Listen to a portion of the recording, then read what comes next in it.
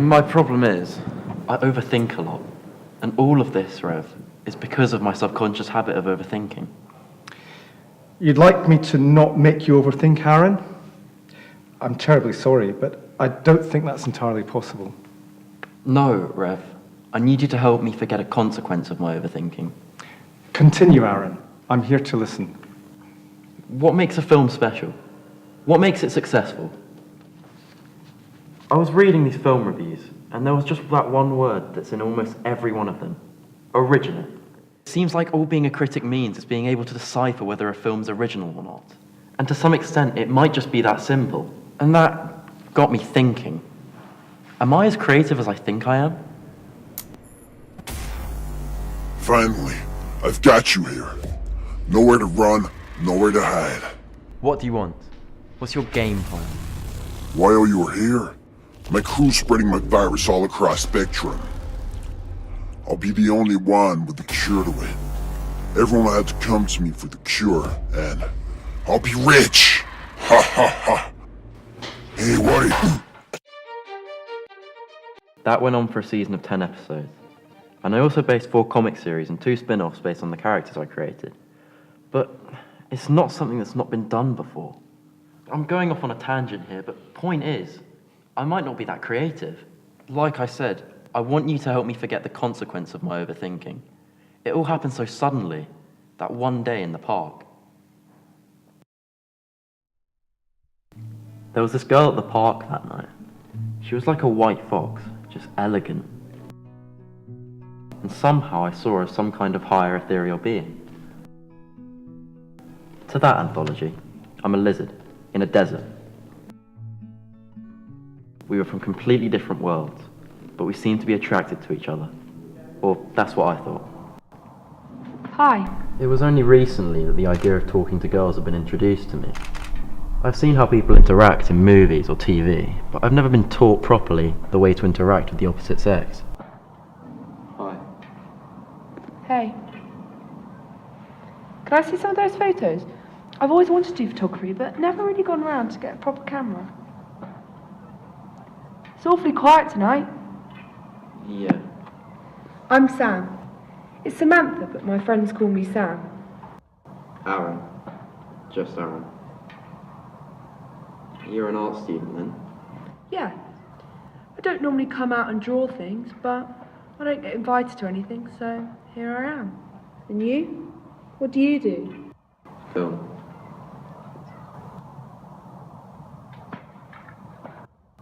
It felt like I knew her for a long time, and from that moment on, all I wanted to do was make her happy and laugh, because she had the most beautiful smile. And that night, I left being as confused as ever. I felt happy yet desperate, because I had fallen hopelessly in love with a girl who was clearly out of my league. And how long ago exactly was all this? 2 years.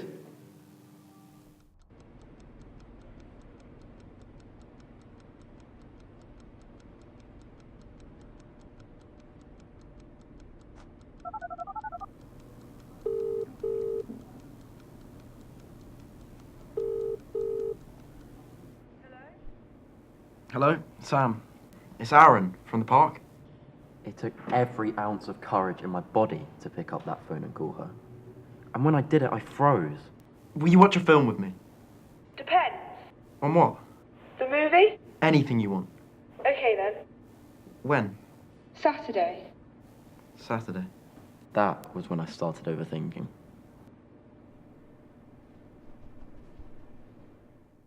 I assumed that she liked me, but that wouldn't happen. Or would it? Maybe it was a smile that led me to think that way. Or maybe I was just blinded by my sudden affection for this girl that I've only met once.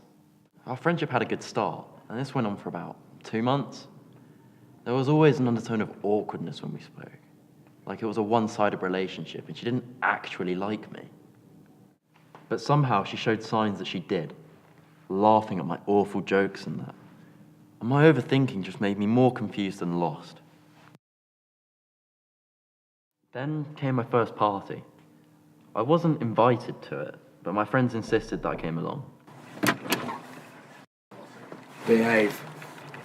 4 young boys at their first party. As you would expect, behave was exactly what we didn't do.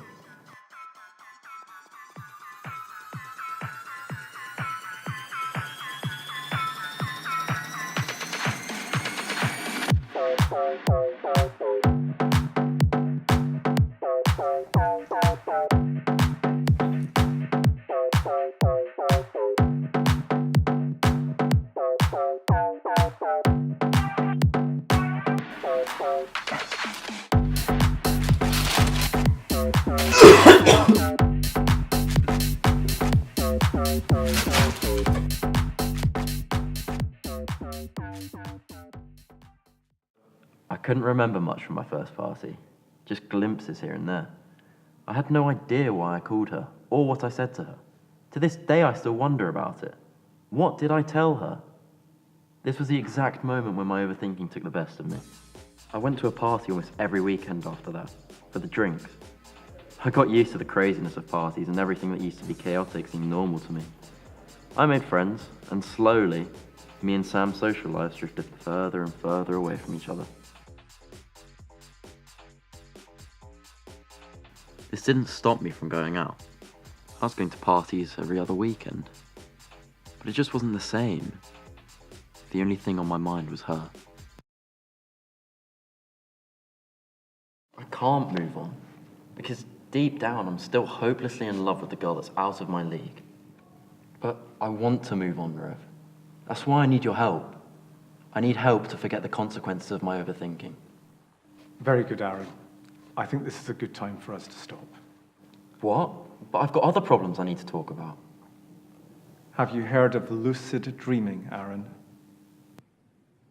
A lucid dream, it's when you're aware that you're in a dream, dreaming. From then on, when you become aware, you then start to take control over what's happening. So, I played God.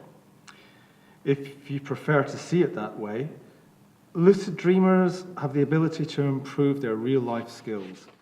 And you could do whatever you want in there. You could live events from the future. It's said that lucid dreamers can travel through time and space and different dimensions. You need a dream log, something to record your dreams down when you still remember it. You might end up being in the same location more than once. When you return to that same location in your dream, you know you're in one. The key here is you being aware. This might not seem scientific or your regular cure for problems such as yours, but it has worked wonders for my other patients, and I believe it'll work on you too.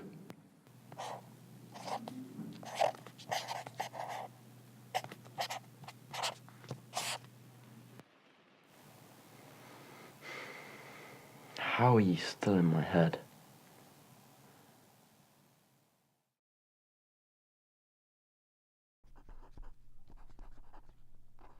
Dream 1, 20th of November, 2013. I was running through the park last night. Dream 2, I saw a dog, 25th of November, the dog turned into a lizard. But then the lizard... This dream was weird. I was on a skyscraper and I tried to jump off the edge, but instead of falling, I just floated. 1st of December, 2013. I felt like I could fly. I found myself in the ocean, and I heard a name calling me, and I just kept swimming down and down. I felt like I was swimming forever, until finally, I hit the floor and it was pitch black, I couldn't see anything. But after feeling around, I came across a rock, and when I turned it over, I swam through. I'm going to lucid dream. I'm going to lucid dream. I'm going to lucid dream.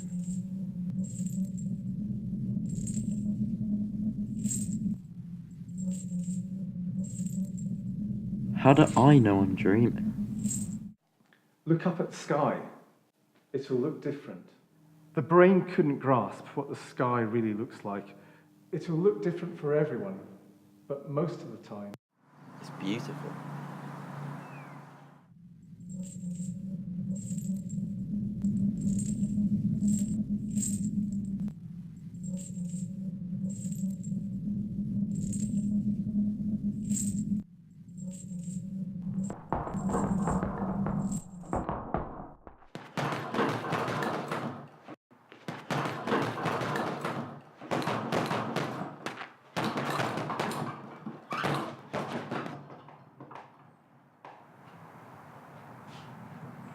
Let me out. Do you remember when you were me? Yes. I'm looking at you, but I don't recognize who you are. Who are you? You're not who you used to be. People change. And I guess I did too. I'm you. You didn't change. This isn't you. You're pretending to be someone else. Sometimes I look in the mirror and I don't even recognize myself. How does someone do that? Maybe you're not who I'm supposed to be. You're not who the society wants me to be. And who I am now, being that lets me have friends. People like me. They wouldn't like you.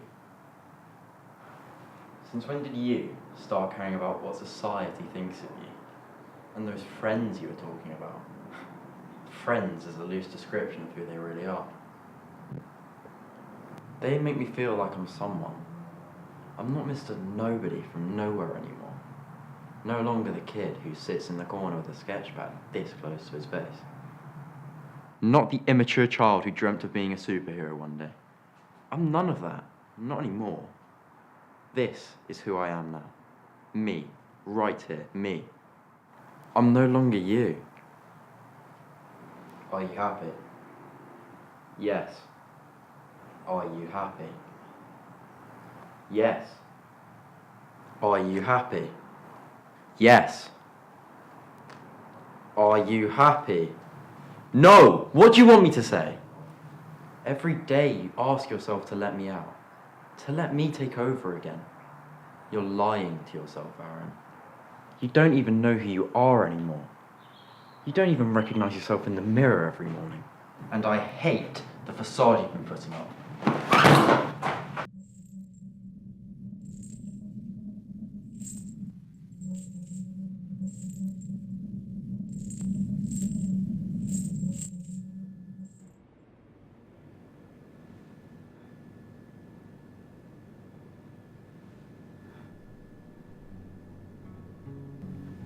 I couldn't even watch a movie without thinking about you. I couldn't even pick up my camera and not think about the day we first met. What happened to this? It's been 2 years. After all this time, how are you still in my head? I'm sorry for being self-centered and unobservant.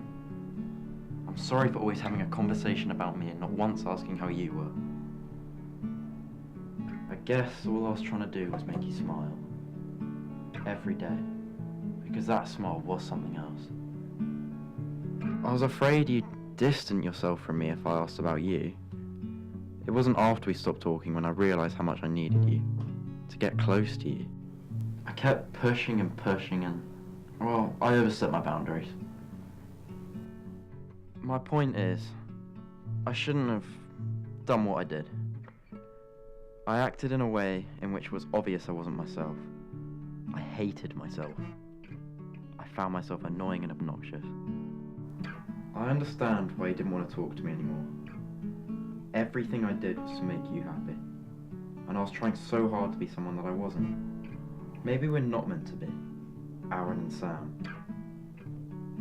I've been lying to myself if I thought there was ever going to be a possibility to be an us. I realised that you'd never like someone like me, no matter how hard I tried. Maybe I should have just been myself. I truly valued the friendship we used to have, and I wish it'd still be the same between us. I'd feel better if you just forgot I ever existed. So, please, forgive me, and forget me. I need to move on now. Whether you knew it or not, I'd want you to know that. I'm sorry. Goodbye, Sam.